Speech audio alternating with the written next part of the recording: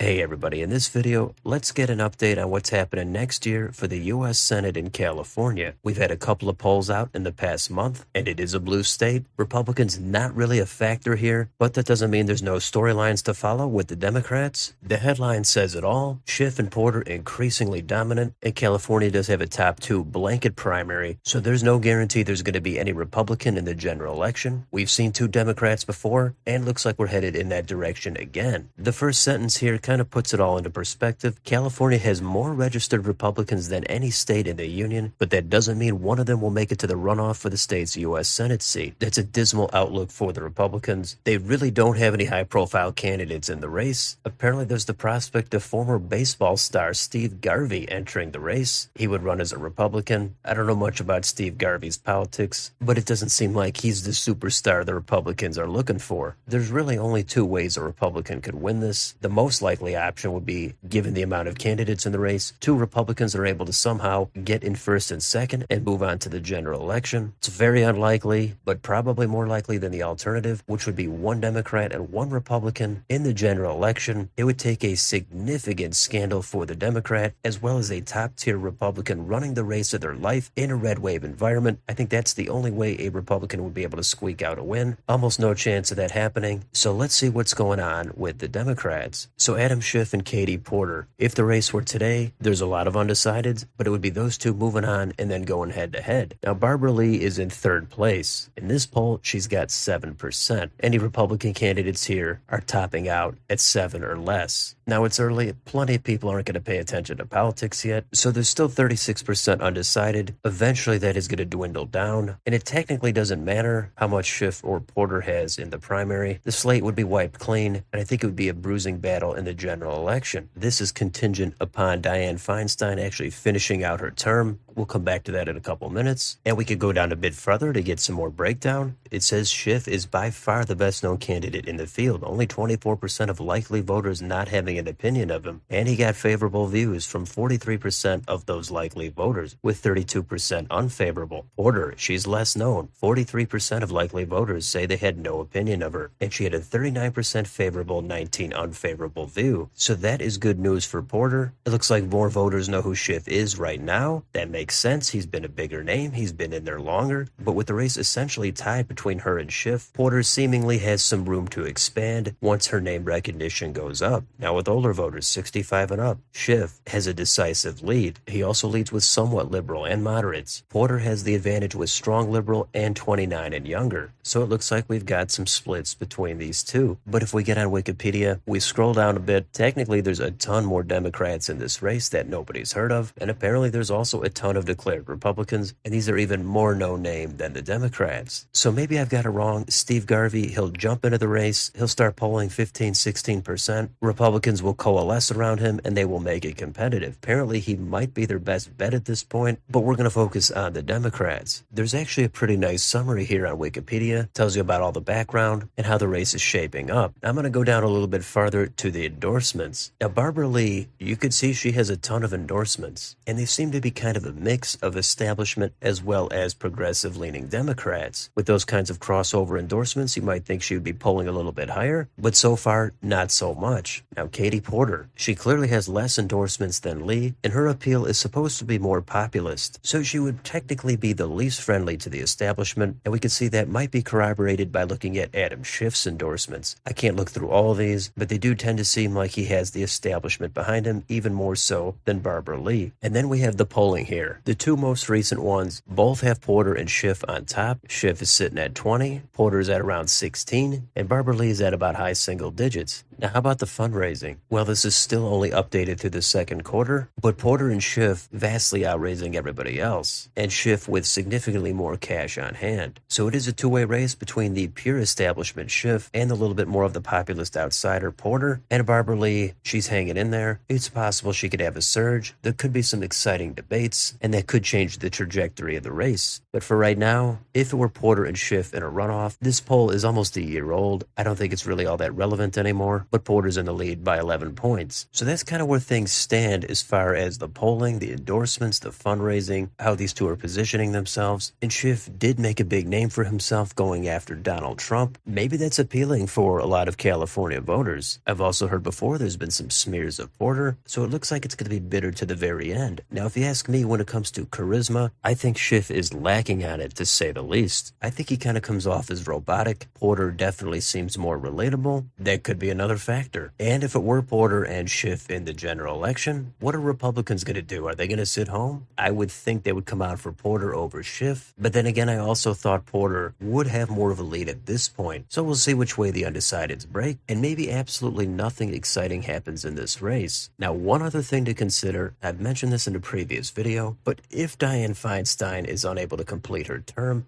Governor Newsom would have to make an appointment, and he has previously pledged to only appoint a black woman to the seat, and Barbara Lee happens to fit that description. But recently Newsom said he would not pick Lee for the interim appointment. I guess because she's actually running for the seat, he would want to pick somebody that's not running, and apparently that is a problem for Barbara Lee as well as others. She describes it as insulting to black women, and call me crazy, but I actually think this is insulting to everybody to overtly racialize a Senate seat, and somehow that is completely tolerated. You could just leave it at her experience and qualifications, but I guess that's all secondary, and she's only allowed to be reduced to her skin color. Anyway, maybe I'm the crazy one, and it all makes absolutely perfect sense somehow. But anyway, those are some of the dynamics happening in this California U.S. Senate election. Let me know in the comments, is it going to be Schiff and Porter in the top two? Is there any chance a Republican emerges? What do you think about Barbara Lee and Dianne Feinstein and Gavin Newsom? Let me know down below on your way out. Don't forget to like, share, and subscribe. Thanks for watching. I'll see you on the next video.